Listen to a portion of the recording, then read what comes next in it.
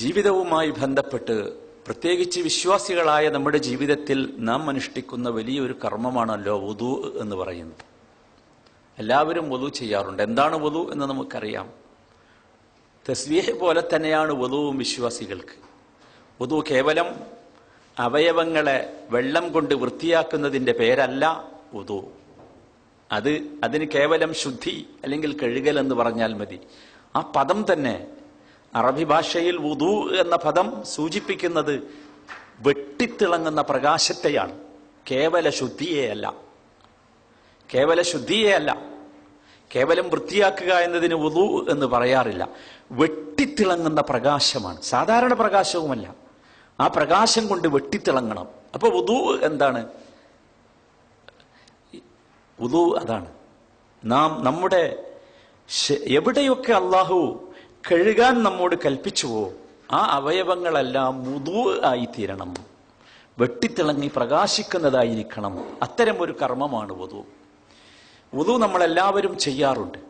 ഉമർ ഇബ്നുൽ Khattab റളിയല്ലാഹു തആല അൻഹു ഉദ്ധരിക്കുന്ന ഒരു ഹദീസാണ് ഇവിടെയുള്ളത്. ഖാല, അദ്ദേഹം പറയുന്നു, ഖാല റസൂലുള്ളാഹി സല്ലല്ലാഹു അലൈഹി വസല്ലം, നബി സല്ലല്ലാഹു അലൈഹി വസല്ലമ പറഞ്ഞു, മൻ തവദ്ദഅ, ആരെങ്കിലും വുദൂ ചെയ്താൽ. നോക്കി നിങ്ങൾ, വുദൂ ചെയ്താൽ എന്നതിന് ആരും അർത്ഥം പറയാനുള്ള ആരെങ്കിലും കയ്യും കാലും കഴുകിയാൽ, കഴുകലല്ല വുദൂ എന്നർത്ഥം. അത് പ്രകാശവുമായാണ് അതിന് ബന്ധം. വിശ്വാസിയുടെ ജീവിതത്തിൽ ഉണ്ടാകേണ്ട മറ്റൊന്നുകൊണ്ടും ലഭിക്കാത്ത ഒരു തരം പ്രത്യേകമായ പ്രകാശം. ഫഅഹ്സനൽ വുദൂ, ആ വുദൂവിനെ അവൻ നന്നാക്കുകയും ചെയ്താൽ. അപ്പൊ എന്താ കഴുകുമ്പോൾ നന്നാക്കുക എന്ന് പറഞ്ഞാൽ സാധാരണ സോപ്പിട്ടൊന്ന് വൃത്തിയാക്കി കഴുകിയാലാണല്ലോ കഴുകൽ നന്നാക്കൽ. ഇതല്ല.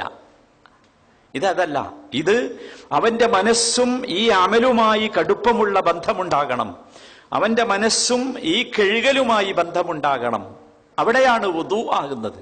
അതല്ലെങ്കിൽ കേവലം കഴുകലായി മാറും. അതുകൊണ്ടാണ് വുദൂവിന് നിയ്യത്ത് നിശ്ചയിച്ചത്. അതുകൊണ്ട് അത് കേവലം കഴുകലാകാതിരിക്കാൻ അവന്റെ മനസ്സുമായി അതിന് ബന്ധമുണ്ടാകണം. ഞാൻ ചെയ്യുന്നത് കേവലം കഴുകലല്ല എന്നും എന്റെ ഈ കഴുകലിന് എന്റെ ജീവിതത്തിൽ ഞാൻ വെട്ടിത്തിളങ്ങി മാറേണ്ട പ്രകാശവുമായി ഇതിന് ബന്ധമുണ്ട് എന്ന ചിന്ത വുദൂ ചെയ്യുമ്പോൾ നമുക്കുണ്ടാകണം. അങ്ങനെ ചെയ്തു. സുമ്മ ഖാല, എന്നിട്ട് അവൻ പറഞ്ഞാൽ, അഷ്ഹദു അല്ലാ ഇലാഹ ഇല്ലല്ലാഹ് വഹ്ദഹു ലാ ശരീക ലഹ് വഅഷ്ഹദു അന്ന മുഹമ്മദൻ അബ്ദുഹു വറസൂലുഹു അല്ലാഹുമ്മ ജഅൽനി മിനത് തവ്വാബീൻ വജഅൽനി മിനൽ മുതതഹിരീൻ. ഞാൻ ഈ ദുആ പഠിപ്പിക്കണില്ല, കാരണം എല്ലാവർക്കും അറിയാം. എൻ്റെ വിഷയം ദുആ പഠിപ്പിക്കലുമല്ല. എല്ലാവർക്കും അറിയണ ദുആയാണല്ലോ, വിശദീകരിക്കണ്ടല്ലോ. ആരെങ്കിലും അറിയാത്തതുണ്ടെങ്കിൽ പഠിക്കണം, അത് പകർത്തണം. അഷ്ഹദു അല്ലാ ഇലാഹ ഇല്ലല്ലാഹ്, അല്ലാഹു അല്ലാതെ ഇലാഹില്ല എന്ന് ഞാൻ സാക്ഷ്യം വഹിക്കുന്നു. വഹ്ദഹു, അവൻ ഏകനാണ്. ലാ ശരീക ലഹു, അവന് പങ്കുകാരില്ല. വഅഷ്ഹദു അന്ന മുഹമ്മദൻ അബ്ദുഹു വറസൂലുഹു, തീർച്ചയായും മുഹമ്മദ് അവന്റെ അടിമയാണെന്നും ദൂതനാണെന്നും ഞാൻ സാക്ഷ്യം വഹിക്കുന്നു. അതുകൊണ്ട് അല്ലാഹുമ്മ, അല്ലാഹുവേ, ഇജ്അൽനി മിനത് തവ്വാബീൻ, പശ്ചാത്താപം നൽകപ്പെട്ടവരുടെ കൂട്ടത്തിൽ എന്നെ നീ ഉൾപ്പെടുത്തണമേ. വജഅൽനി മിനൽ മുതതഹിരീൻ, വിശുദ്ധിയായവരുടെ കൂട്ടത്തിൽ എന്നെ നീ ഉൾപ്പെടുത്തുകയും ചെയ്യണമേ എന്നാണ് പ്രാർത്ഥന. പ്രാർത്ഥന പഠിപ്പിക്കാനല്ല ഞാനിത് പറഞ്ഞത്. എൻ്റെ വിഷയം അടുത്ത വാചകമാണ്. ഇങ്ങനെ ഒരാൾ ചെയ്താൽ എന്ത് കിട്ടും? നമ്മളൊക്കെ വുദൂ ചെയ്യാറുണ്ട്. വുദൂ ചെയ്യൽ നമ്മൾ മനസ്സിലാക്കിയതുപോലെ കേവലം കഴുകലാകരുത്. ഞാൻ എൻ്റെ ജീവിതം വെട്ടിത്തിളങ്ങണം, പ്രകാശിക്കണം എന്ന ഒരു ചിന്തയോടുകൂടി വുദൂ ചെയ്യുക. എന്നിട്ട് ഇങ്ങനെ പറഞ്ഞാൽ എന്ത് കിട്ടും? നോക്ക്, ഞാൻ കേവലം വുദൂ കഴുകലല്ല എന്നതിൽ നിങ്ങൾ മനസ്സിലാക്കണം. എന്താ കിട്ടുന്നത്? ഫുതിഹത് ലഹു സമാനിയതു അബ്വാബിൽ ജന്ന യദ്ഖുലു മിൻ അയ്യിഹാ ഷാ. ഫുതിഹത് ലഹു, അവന് വേണ്ടി തുറക്കപ്പെടും, അവന്റെ മുമ്പിൽ തുറക്കപ്പെടും. സമാനിയതു അബ്വാബിൽ ജന്ന, സ്വർഗത്തിന്റെ 8 വാതിലുകളും. സുബ്ഹാനല്ലാഹ്, സ്വർഗത്തിന്റെ 8 വാതിലുകൾ അവന്റെ മുമ്പിൽ തുറക്കപ്പെടുകയാണ്. എന്താ ചെയ്യണ്ടേ? കുറേ പൈസ സദഖ കൊടുത്തോ? ഇല്ല. കുറേ കർമ്മങ്ങൾ എന്തെങ്കിലും ചെയ്തോ? ഇല്ല.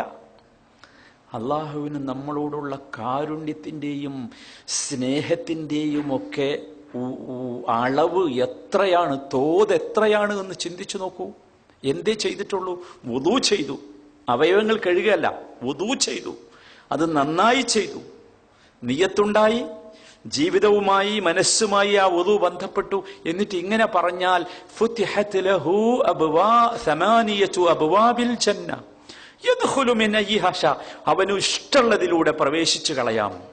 ആ രൂപത്തിൽ അവന്റെ മുമ്പിൽ അള്ളാഹു വാതിലുകൾ തുറന്നിടും, സ്വർഗത്തിന്റെ വാതിലുകൾ തുറന്നിടും. ചിന്തിച്ചു നോക്കൂ എത്ര മനോഹരമാണത് എന്ന്.